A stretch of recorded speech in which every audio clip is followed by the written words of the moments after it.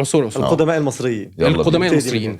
خلينا الأول نتكلم على فكرة إن السؤال اللي أنا طرحته حوالين فكرة الضحك نفسها.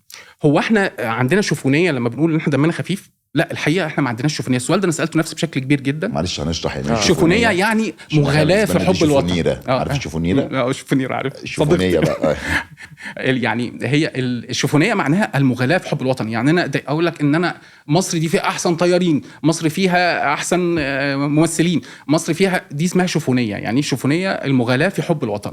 المهم إن الضحك في مصر يمكن أقدم كمان حتى من التاريخ المكتوب. يعني احنا بنلاقي على الجداريات يعني التاريخ هو بقى اسمه تاريخ لما اتدون بقى اسمه التاريخ. قبل كده كان في حاجات رسومات بتقول لنا ان هذا الشعب شعب ظريف وخفيف الظل. فتخيل بقى ان مثلا احنا كلنا اللي كنا لسه بنتكلم عن فترة التاريخ الفرعوني وبنتكلم عن فترة التاريخ الفرعوني عادل إمام لما صدر إله المسخرة والسخرية بس. ده الإله بس، إله المسخرة.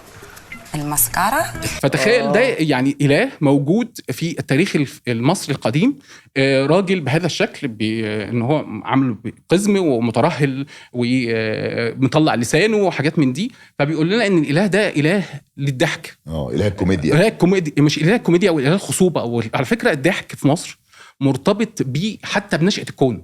يعني احنا عندنا في ايوه اله الخصوبه كل ما يتبعه الفكره. الضحك في مصر فكره مربوطه بافكار يعني كبيره جدا.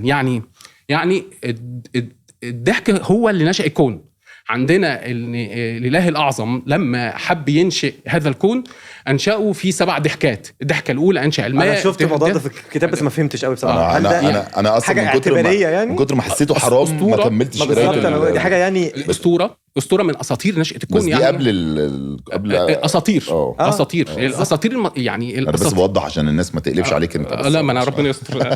لا، هي الأساطير، هي فكرة الأسطورة هي موجودة في زمن يعني ما قبل التدوين، بتتناقل إلى أن تدون. لما بتدون ما بتبقاش أسطورة بقى خلاص، هي بيتكلم عن حاجة مثبتة. لكن فكرة إن الأساطير، اعتقاد مصر القديم في إن الضحك هو اللي أنشأ الكون في 7 ضحكات. وإن الإله الأعظم زي ما هم مصورين أو في أسطورتهم أو في تركيبتهم في مصر القديم، إنه أنشأ الكون ده وتكون وتعمر في 7 ضحكات. فتخيل إن الكون ده يعني يتكون ونشأ من الضحك. فلما يعملوا إله للضحك وإنه هم يبقوا شديدي السخرية من كل ما هو موجود قدامهم. يعني أنا في تخيلي إن المصري القديم أو الفنان بتاع مصر القديم ده كان أقوى شخصية موجودة، لدليل إن إحنا لما نروح لمعبد حتشبسوت هنلاقي على الجدارية الأصلية لزيارة الملك أريحو اللي هو يعني حاكم بلاد بونت في الوقت ده أو الصومال حاليا، بيزور مصر هو وزوجته.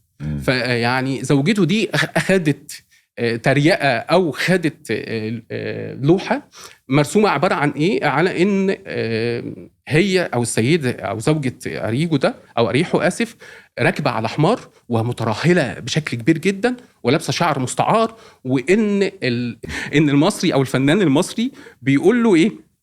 بيقول هذا الحمار الذي يحمل الملكة. في ترجمة أخرى بيقول هذا الحمار الذي يعاني من الملكة. فتريقة على جدران المعابد بشكل واضح جدا من زيادة وزنها، يعني من زيادة وزنها أو هو ده بيسموه التنمر. يعني هو التنمر ده في العصر الحديث مختلف، لأن أنت بتتكلم عن فترة قديمة جدا جدا، بتتكلم في سخريات من أوائل الكتابات اللي موجودة في التاريخ البشري. والنقطة من أول السطر إن دي أول لوحة أو أول حاجة بيدون فيها الصورة مع الكتابة. فانت هنا يعني بتدون عن فكرة ان انشاء لفن جديد من فنون الضحك اللي هو الكاريكاتير.